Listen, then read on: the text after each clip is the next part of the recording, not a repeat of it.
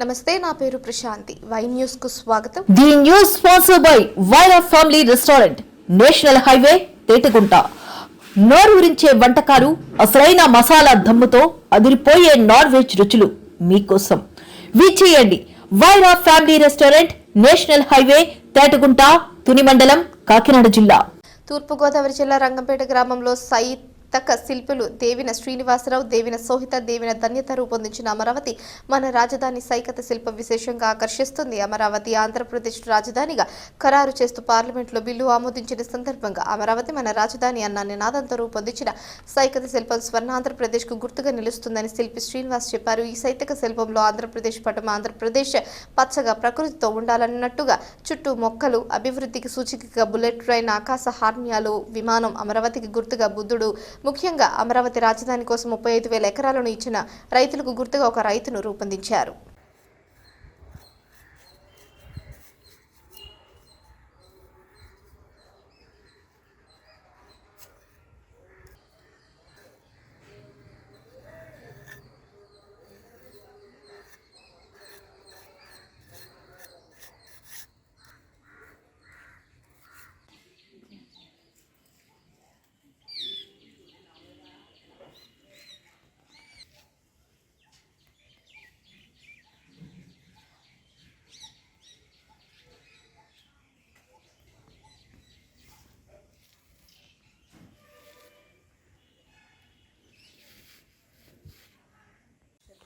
ఆంధ్రప్రదేశ్ రాజధానిగా అమరావతిని కన్ఫర్మ్ చేస్తూ పార్లమెంట్లో బిల్లు పాస్ చేసినందుకు ఎన్డీఏ గవర్నమెంట్కి, అలాగే కూటమి ప్రభుత్వానికి కృతజ్ఞతలు తెలియజేస్తూ స్థానిక నాయకుల కోరిక మేరకు ఈ సైకత శిల్పాన్ని రంగంపేటలో రూపొందించడం జరిగిందండి. అమరావతి అనగానే బుద్ధ భగవానుడు మనకు గుర్తొస్తాడు. అలాగే బుద్ధుడిని మెయిన్గా తీసుకుని అమరావతి స్వర్ణాంధ్రప్రదేశ్ కావాలని చంద్రబాబు గారు కోరుకోవడానికి చిహ్నంగా ఆంధ్రప్రదేశ్ పటాన్ని పసుపు రంగులోను, అలాగే ఆంధ్రప్రదేశ్ ప్రకృతి రమణీయతకు మారుపేరుగా నిలవాలని ఆకాంక్షిస్తూ ఆంధ్రప్రదేశ్ పటం చుట్టూ చెట్లు ఉన్నట్టుగాను, అభివృద్ధికి సూచికగా బుల్లెట్ ట్రైను, ఆకాశ హార్మ్యాలను ఇందులో రూపొందించాం.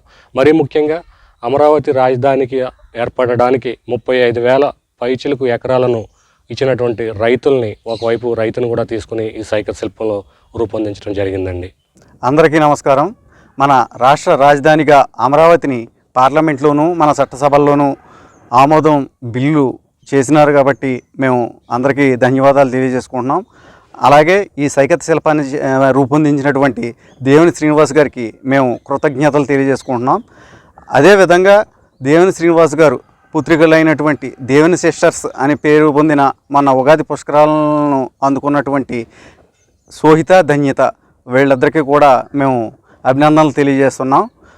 మన రాజధానిగా బిల్లు ఆమోదించబడింది కాబట్టి ప్రధాని నరేంద్ర మోడీ గారికి, అలాగే అమిత్ షా గారికి, పార్లమెంట్ సభ్యులకు, మొత్తం మన శాసనసభ్యులకు, పురంధరేశ్వరి గారికి, నల్లమిల్లి రామకృష్ణారెడ్డి గారికి, అందరికీ పేరు పేరున ప్రతి ఒక్కరికి కూడా ధన్యవాదాలు తెలియజేసుకుంటున్నాం. జై అమరావతి, జై అమరావతి, జై అమరావతి, జై అమరావతి, జై అమరావతి, జై అమరావతి.